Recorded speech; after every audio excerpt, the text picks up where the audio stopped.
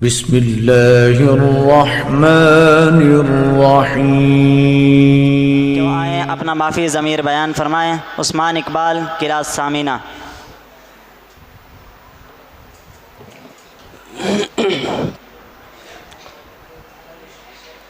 अस्सलामु अलैकुम वरहमतुल्लाहि वबरकातुहू। नहमदुहु व नुसल्ली अला रसूलिहिल करीम, अम्मा बाद। क़ाल अल्लाहु तबारक व तआला अऊज़ु बिल्लाहि मिनश शैतानिर रजीम, बिस्मिल्लाहिर रहमानिर रहीम। कुल्लु नफ्सिन ज़ाइक़तुल मौत व इन्नमा तुवफ़्फ़ौना उजूरकुम यौमल क़ियामा फ़मन ज़ुहज़िह अनिन नारि व उदख़िलल जन्नत फ़क़द फ़ाज़ वमल हयातुद दुन्या इल्ला मताउल गुरूर। सामीन मोहतरम, मौत एक हकीकत है। इस मौत से किसी को छुटकारा नहीं है। जो भी दुनिया में आया है आखिरकार उसने एक दिन जाना है। हर चीज़ में, हर मज़हब में, हर मामले में इख्तिलाफ हो सकता है। आप देख लें, नमाज में इख्तिलाफ है। नमाज किस तरह पढ़नी है? आमीन बिल जहर का मसला है, रफ़ुल यदैन का मसला है, सूरत फातिहा का मसला है। लेकिन मौत एक ऐसी हकीकत है कि इसमें इख्तिलाफ नहीं है। अगरचे मौत के बाद इख्तिलाफ है, जैसे अज़ाब क़ब्र है, इसमें इख्तिलाफ है। कोई मानते हैं, कोई नहीं मानते। तो फिर क्यों ना हो इस आर्ज़ी ज़िंदगी को हम अल्लाह और उसके रसूल के बताए हुए तरीके के मुताबिक गुजार दें। अब नमाज है, ये नमाज पढ़नी किस तरह है? पहले भी मैंने एक मरतबा इसी मौजू पर गुफ्तगू की थी। रफ़ुल यदैन का मसला है। अब इसमें इख्तिलाफ ज़रूर है। नमाज पढ़नी किस तरह है? आप उठाइए सही बुखारी को, सही मुस्लिम को उठाइए, अहादीस के ज़ख़ीरे को उठाइए, किताबुस सलात निकालिए, नबी अलैहिस्सलातु वस्सलाम के नमाज का तरीका देखिए। बड़ी वज़ाहत के साथ आप अलैहिस्सलातु वस्सलाम के नमाज का तरीका खुल के आपके सामने आ जाएगा। आज अहलुल हदीस जिस तरह नमाज पढ़ते हैं, यकीन जानिए, किताबें उठाइए, पढ़िए कि बिल्कुल नबी अलैहिस्सलातु वस्सलाम के तरीके के मुताबिक नमाज पढ़ने वाले हैं तो ये अहलुल हदीस हैं।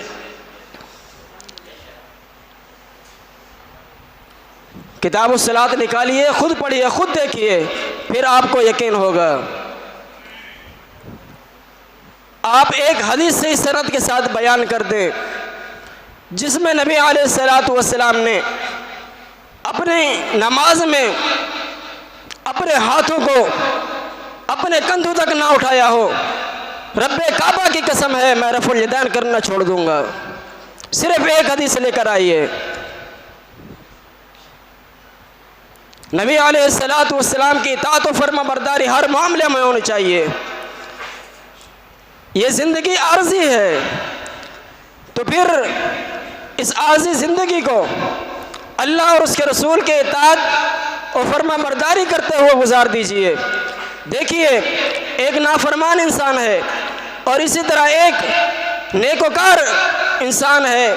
दोनों अपनी ज़िंदगी बसर कर रहे हैं, लेकिन जब मौत आती है उन दोनों का ठिकाना क्या है, खुद अंदाज़ा लगाइए। यहाँ एक मौजू बयान किया जा रहा था थोड़ी देर पहले कि कामयाब लोग कौन हैं। बड़ा प्यारा मौजू था, कामयाब लोग कौन हैं। हम लोग कामयाबी किसे समझते हैं और कुरान किन लोगों को कामयाब कहता है कि कौन से लोग कामयाब हो गए हैं। हम लोग समझते हैं कि जिस इंसान के पास माल है, गाड़ी है, बंगला है, महंगे से महंगा मोबाइल है, महंगे से महंगी गाड़ी है, तो वो इंसान कामयाब है। ये हमारी सोच है, ये हम समझते हैं। नहीं मेरे भाई, नहीं। कुरान ने कामयाब किस इंसान को कहा? फरमाया कि कुल्लु नफ्सिन ज़ाइक़तुल मौत व इन्नमा तुवफ़्फ़ौना उजूरकुम यौमल क़ियामा फ़मन ज़ुहज़िहा अनिन नारि व उदख़िलल जन्नत फ़क़द फ़ाज़। जिसको आग से बचा लिया गया वो इंसान कामयाब है। वमन युतिइल्लाह व रसूलहु फ़क़द फ़ाज़ फ़ौज़न अज़ीमा। इंसान वो कामयाब है जिसने अल्लाह और उसके रसूल की इताअत की, वो कामयाब है।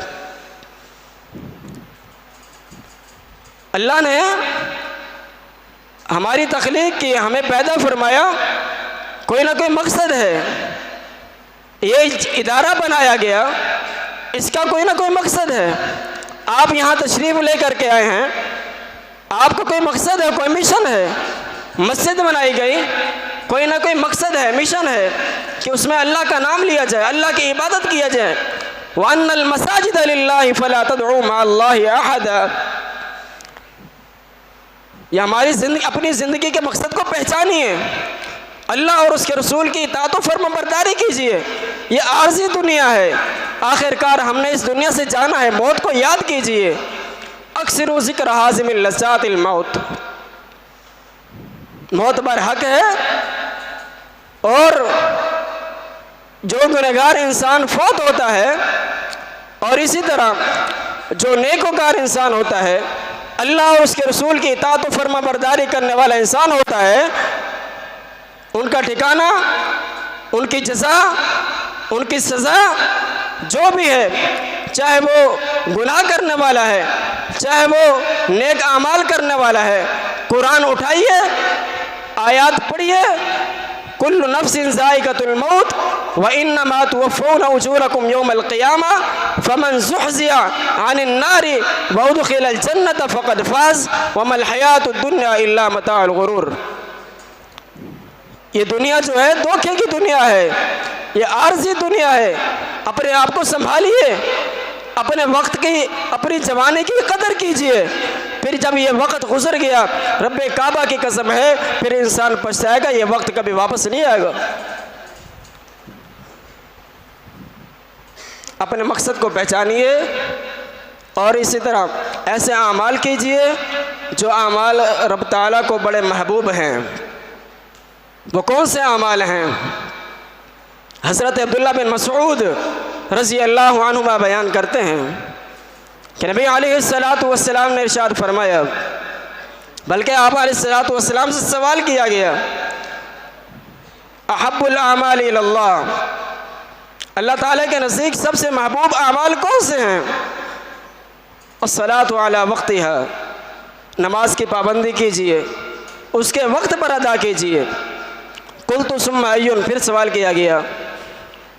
बिर्रुल वालिदैन, फरमाया कि वालिदैन के साथ हुस्न सलूक है, उनकी फर्माबरदारी करनी है।